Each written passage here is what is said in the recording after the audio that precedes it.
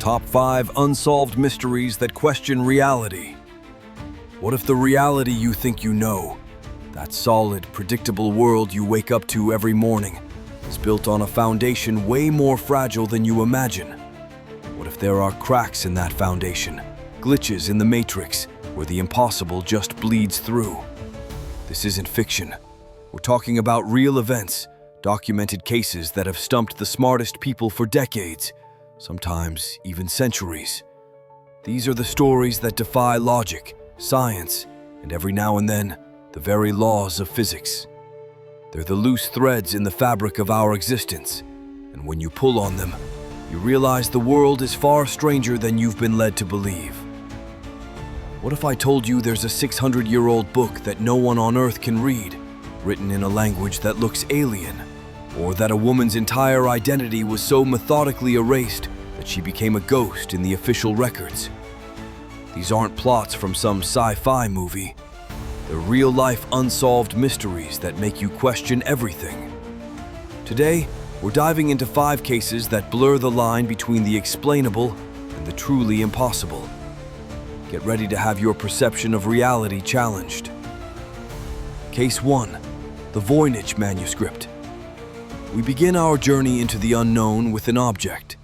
Not a ghost or a ghoul, but a physical thing you can see and, theoretically, touch.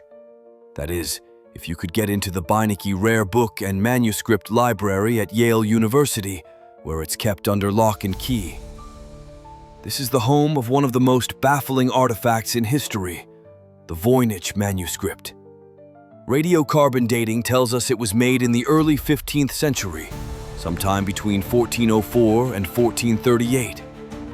At first glance, this 240-page book looks like a medieval encyclopedia, filled with detailed illustrations and elegant flowing script. But the moment you look closer, things start to get weird. The book is split into sections: botanical, astronomical, biological, cosmological, pharmaceutical, and something that looks like recipes. The problem? The content is utterly alien. The botanical section shows plants that have never existed on Earth, strange hybrids with roots, leaves, and flowers all grafted together in unnatural ways. The astronomical section has celestial charts and zodiacs, but with constellations that don't match any known star map. And the biological section is maybe the strangest of all, with pages of small, naked figures, mostly women, bathing in these elaborate networks of tubes and pools filled with a weird green or blue liquid. But as bizarre as the drawings are, they aren't the real mystery. The real head-scratcher is the text. The entire manuscript, all 38,000 words of it, is written in this beautiful script made of about 25 to 30 unique characters that don't belong to any known language.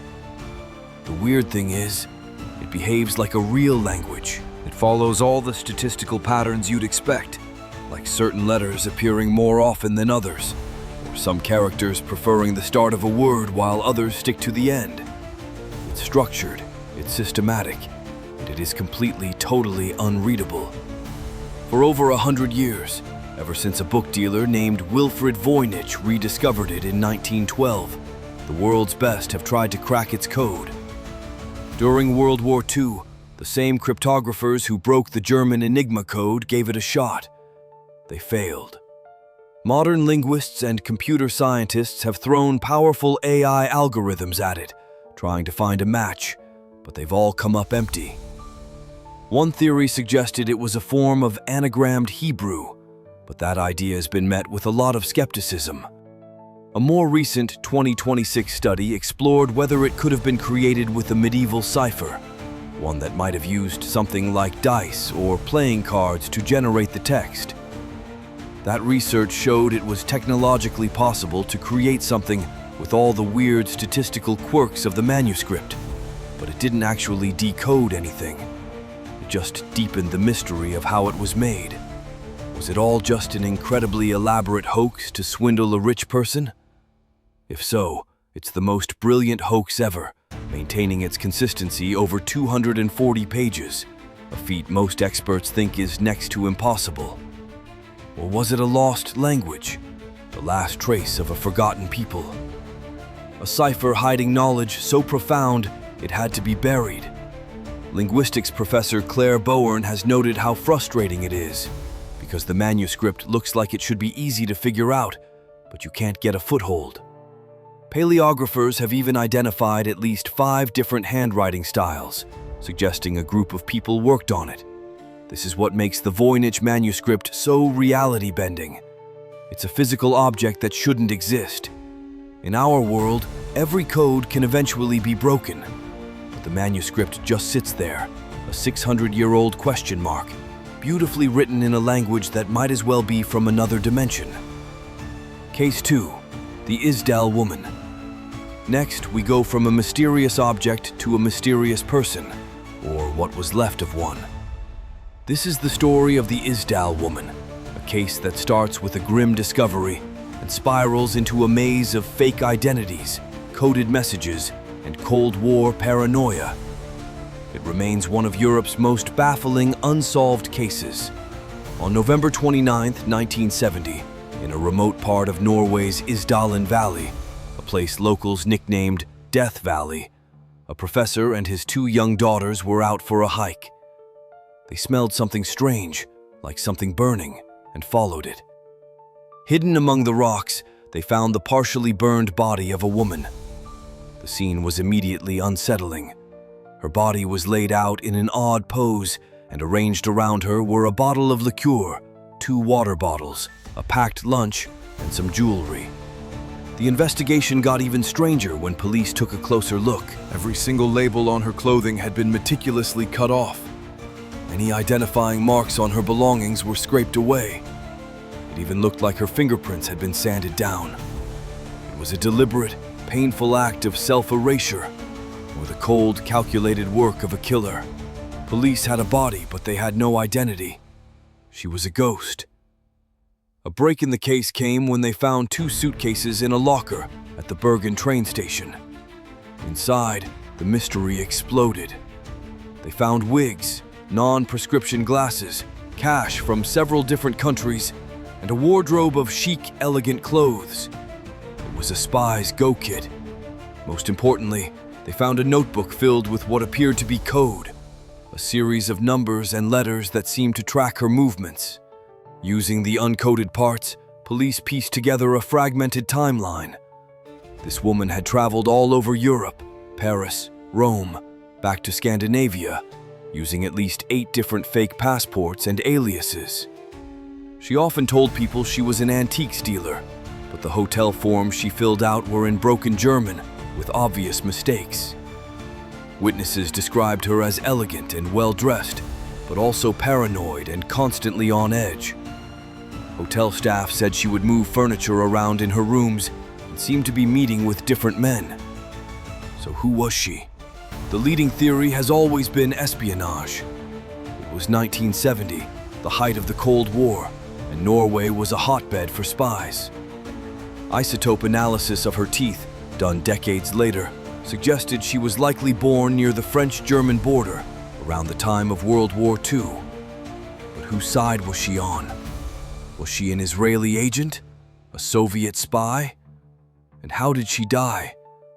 The official autopsy found a high concentration of sleeping pills in her system and soot in her lungs, meaning she was alive when the fire started.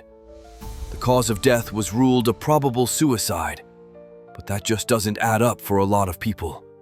Why would someone go to such extreme lengths to erase their identity, only to choose such a brutal way to die in a remote location? The careful arrangement of items around her body felt more like a signature than a suicide. What makes the Isdal woman's case a true assault on our sense of reality is just how complete her erasure was. We believe everyone leaves a trace: birth certificates, dental records, family, a digital footprint. We exist in records. But the Isdal woman seems to have existed completely outside that system. She was a phantom moving through the world on a mission we'll probably never understand, wearing faces and names as if they were disposable. Her entire life was a code, and her death was the final, unreadable sentence. It makes you wonder, How many other ghosts just like her are walking among us? Case 3. The Somerton Man. Our third mystery takes us down under, to the sunny coast of Australia, but the story is anything but bright. This is one of the most profound and baffling cases in the country's history.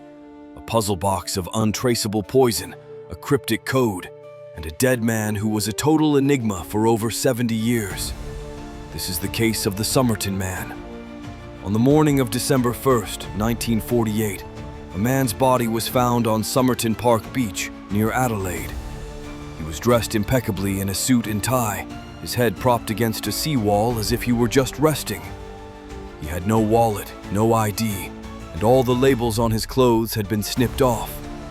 To a passerby, he might have just been asleep, but he was dead. The autopsy just raised more questions. The man was in peak physical condition, but the pathologist found strange congestion in his organs, consistent with poisoning, yet not a single trace of any known poison was found. His death was ruled unnatural, but no one knew how he died. The case was already weird, but it was about to turn into one of the greatest cryptographic puzzles of the 20th century. Months into the investigation, a pathologist found a tiny, hidden pocket sewn into the man's trousers.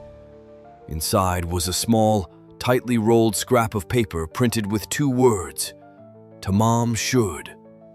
Library officials identified the phrase as Persian for "it is ended" or "it is finished." The scrap had been torn from the final page of a specific book of poetry, the Rubaiyat of Omar Khayyam. Police put out a nationwide appeal to find the exact copy of the book. Incredibly, a man came forward.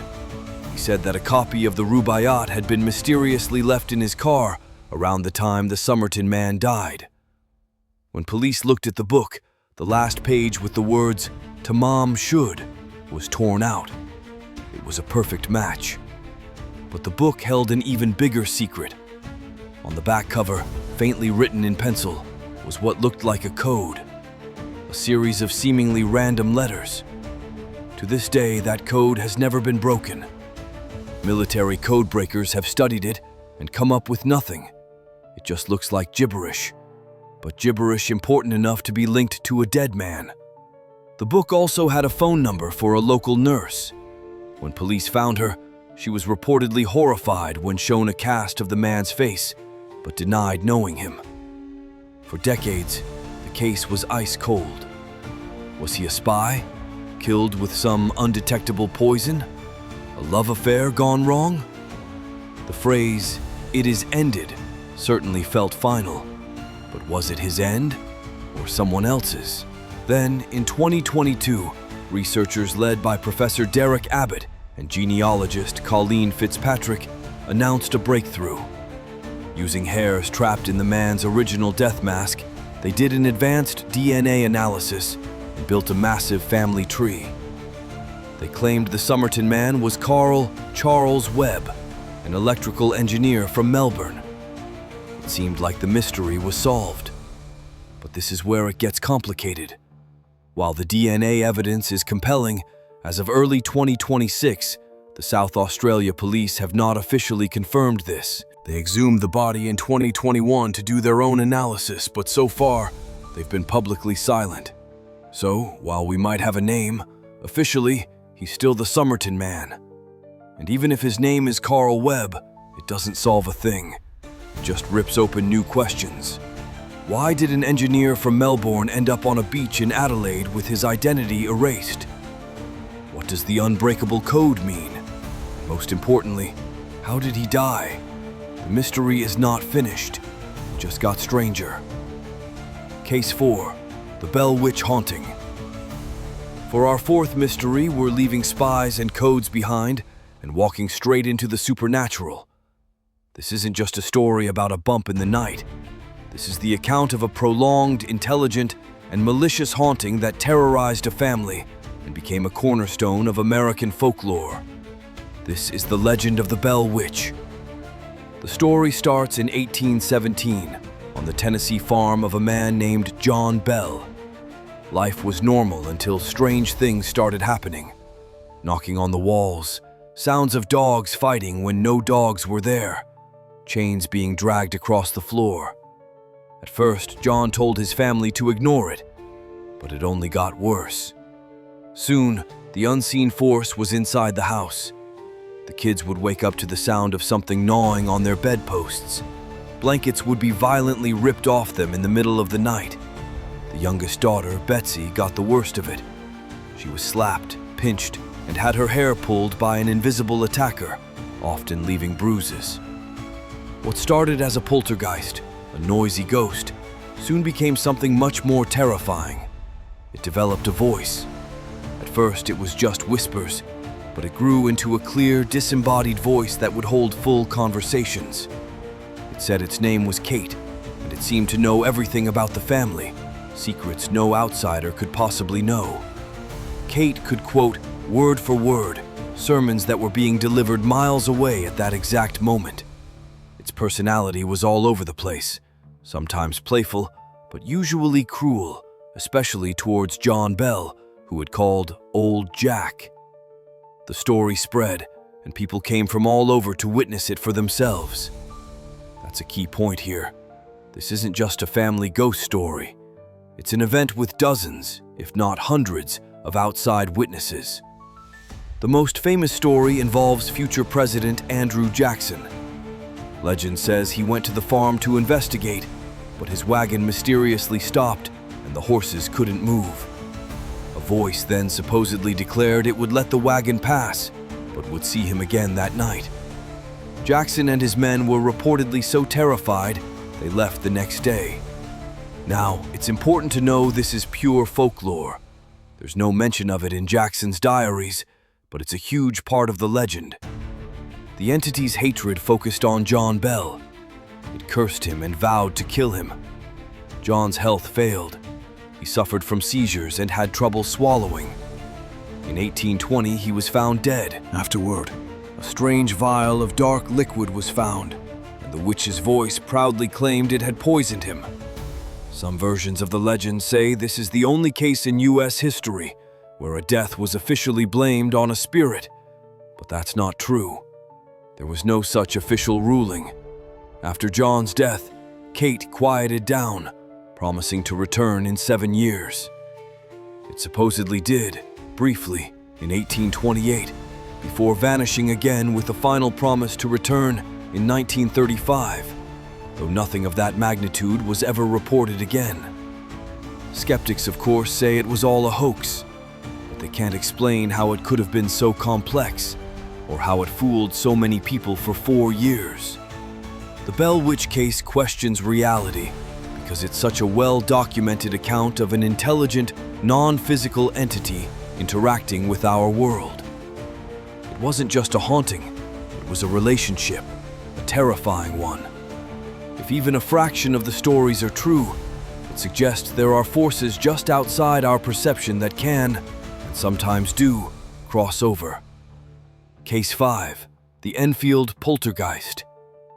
Our final case takes us to a modest house in North London, the site of one of the most famous and well-documented paranormal cases in modern history. From 1977 to 1979, the Hodgson family was hit with a relentless wave of supernatural activity, much of it witnessed, photographed, and recorded by investigators, journalists, and even the police. This is the Enfield Poltergeist. It all started in August 1977. Single mother Peggy Hodgson and her 4 kids were living at 284 Green Street. One night, her 2 daughters, 11-year-old Janet and 13-year-old Margaret, complained their beds were shaking. That was only the beginning. Soon, there were loud knocking sounds from inside the walls. Furniture started moving on its own. A heavy chest of drawers would slide across the floor and block a doorway.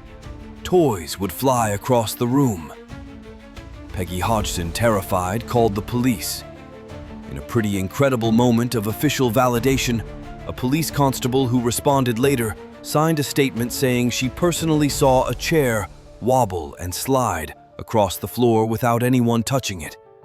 She had no rational explanation. The case blew up, attracting paranormal investigators Maurice Grosse and Guy Lyon Playfair. For 18 months, they, along with over 30 other witnesses, saw things that defied logic. They saw heavy furniture flip over, drawers ripped out of dressers, and fires spontaneously starting and then putting themselves out. The activity seemed to center on young Janet, and it was through her that the most chilling things happened. Investigators captured what appears to be Janet levitating, being thrown from her bed by an unseen force. One famous photo shows her midair, her face twisted in a scream. Skeptics say she was just jumping, but believers point to the violent, unnatural angle of the movement. Then came the voice. Janet began speaking in a deep, gravelly, masculine voice that was nothing like her own. The voice claimed to be Bill Wilkins, a man who had died in that house years earlier. On tape, you can hear this rough voice speaking through Janet, saying, "Just before I died, I went blind, and then I had a hemorrhage and I fell asleep, and I died in the chair in the corner downstairs." It was later confirmed that a man named Bill Wilkins had, in fact, lived and died in the house in that exact way. The Enfield case is hugely controversial. Skeptics have always claimed it was just a hoax by the kids, and they have some ammo. Janet and Margaret later admitted to faking about 2% of the events, just to see if the investigators would catch them. But the investigators and dozens of other witnesses are adamant that the vast majority of it was real. They ask, how could two young girls fake a heavy armchair flipping over? How could they have known the specific details of Bill Wilkins' death? The Enfield poltergeist questions reality by dragging the paranormal out of the shadows and into the flash of a camera. It's one of the best documented cases of its kind, forcing us to confront an uncomfortable idea that the line between a childhood prank and a genuine supernatural event can be incredibly blurry. It suggests that some people, maybe unknowingly, can act as a catalyst for forces we don't understand to manifest in our world, to move our furniture, and to speak with our voices. From an unreadable book to a woman with no past, from an unsolvable code to a spirit with a voice, these mysteries are more than just strange stories. They're glitches, data points that don't fit our neat model of the world. They suggest reality isn't as fixed as we think it is, but is something more fluid, more mysterious, and maybe more terrifying. What do you think is the truth here? Is the Voynich manuscript a brilliant hoax? Was the Isdal woman a spy? Are hauntings like the Bell Witch and Enfield proof of something beyond death? Let us know your theories in the comments. We read every single one. And if your reality has been sufficiently questioned today, be sure to hit that like button and subscribe for more journeys into the heart of the unknown. The world is full of questions that don't have answers. While science and logic can explain so much, these cases linger in the shadows, defying every attempt at explanation. They're a reminder that there are still things that lie way beyond the edge of our understanding, puzzles that might never be solved. They challenge us to accept that maybe the biggest truth is that we just don't know everything.